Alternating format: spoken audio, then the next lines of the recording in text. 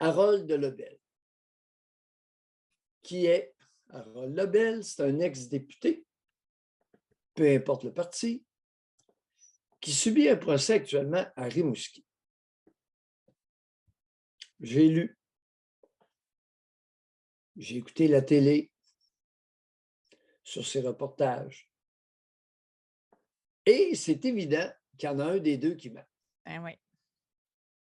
Mais José, je vais te proposer quelque chose. Et si les deux mentaient? L'avais-tu vu, celle-là? Et si les deux mentaient? À des degrés différents. Oui, oui. Mais et si les deux mentaient? Vous savez, j'ai agi depuis 43 ans comme psychiatre expert dans beaucoup de causes au Québec. J'ai été déclaré psychiatre expert nettement au-delà de 300 fois. Avoir su ça, je les aurais compilés.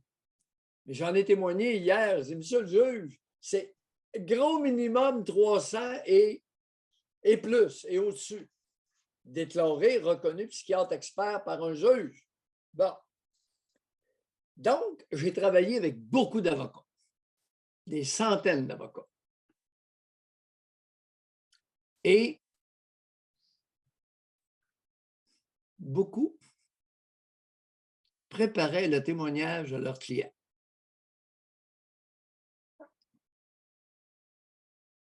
Tu me vois venir? Ben oui. Vous savez, pour ne pas identifier personne, je n'ai pas dit tous. Beaucoup. J'ai dit beaucoup.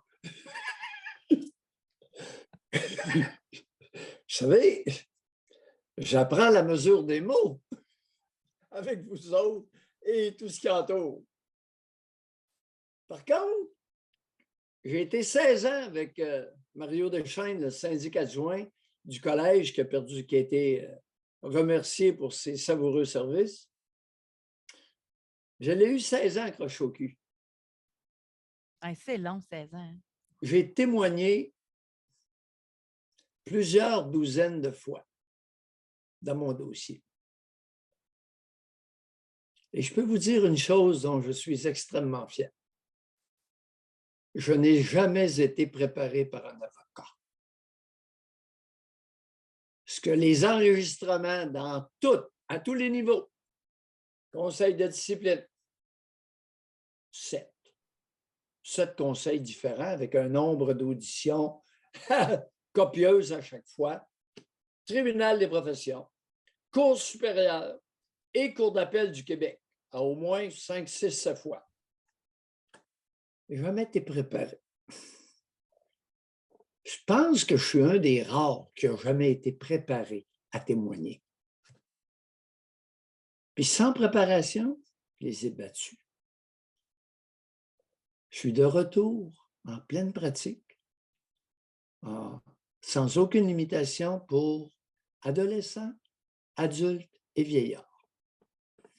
Vieillards dont j'approche malheureusement le cap. C'est pour ça que je peux en parler avec affection.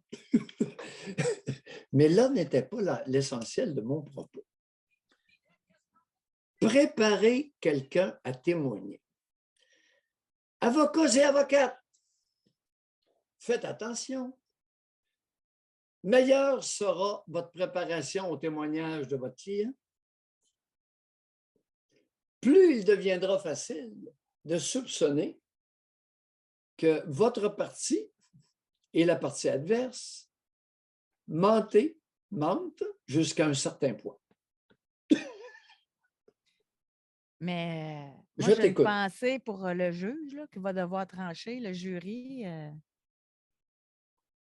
10 femmes, 4 hommes. Lequel des deux ment? Parce que les versions sont contradictoires. Ben oui.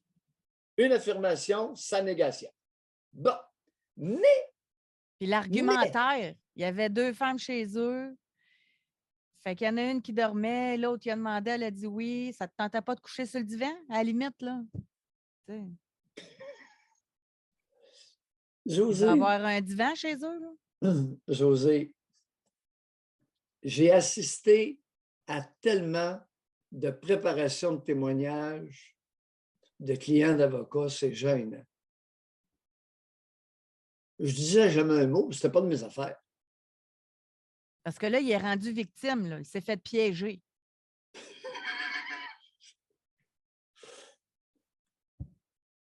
Je peux même te dire que dans certains cas, j'ai entendu clairement, de mes oreilles entendues, des avocats inciter leurs clients à mentir. C'est arrivé. Je peux en parler parce que certains sont décédés. Ah, Tu sais, Doc, c'est l'avantage d'être vieux. c'est ensemble qu'on avait fait ça, une question Spring, là. Oui, c'est ensemble à la radio. Avez-vous déjà menti en cours? Vous en souvenez-vous?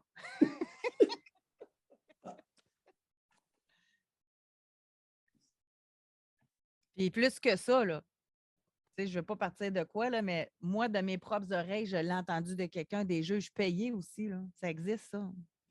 Je ne sais pas si ça se fait encore, là, mais il y a des avocats qui se faisaient payer en argent, là. Puis cette enveloppe-là, elle allait à quelque part, là. Tout ça existe. Tout ça existe. Mais pour revenir à ce procès-là, Oui. moi, je ne gagerais pas une scène sur le résultat, là. Sérieux, j'ai aucune idée de comment ça va se conclure.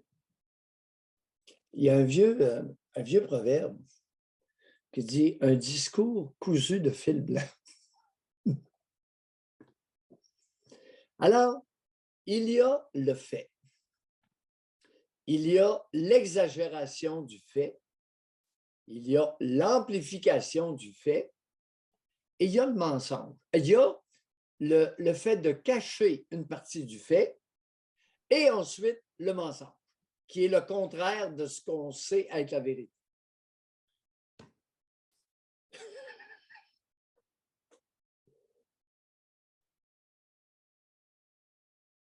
À suivre. Puis André Boisclair, qui, lui, ne sortira pas de prison, considéré encore trop dangereux.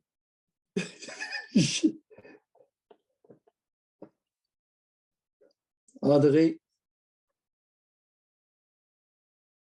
ne m'inspire malheureusement, André Boisclair ne m'inspire malheureusement aucune réflexion.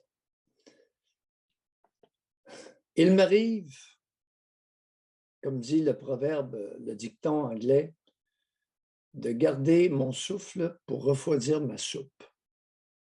Oh, c'est donc bien. C'est la première fois que je l'entends, celle-là. Save your breath to cool your soup. Ça veut dire, perds pas ton temps. Wow, j'aime ça. Save your breath. Breath Ah oui, étant oui, oui, oui, oui. ton souffle. Ah oui, c'est bon. Écoute, j'ai vécu 3 ans avec les Anglais à Halifax. J'ai appris, ils ont un esprit pictural. Ils ont beaucoup d'expressions descriptives, des expressions parlantes. Moi, une que j'ai tout le temps aimée, là, une expression, puis ça date de vraiment longtemps, c'est que quand tu veux faire de quoi, puis que tu vas y aller selon le gré du moment, en temps et lieu, etc., c'est que tu vas playing by ear. Tu vas jouer à l'oreille. Tu sais, comme, comme de la musique, là. Oui, play by ear. J'ai tout aimé ça. L'autre, dans la même foulée, feel your way in. Tâtonne ton chemin. Ah, c'est bon, c'est bon. Comme ce qu'on voit dans les films, des fois, des personnes qui traversent un marécage, Ouais, puis il y a un sentier dans le marécage avec des sables mouvants aux côtés. Puis avec leurs pieds, ils se mettent nu-pieds, puis là, ils tâtent là où c'est dur, là où c'est mou. Feel your way in.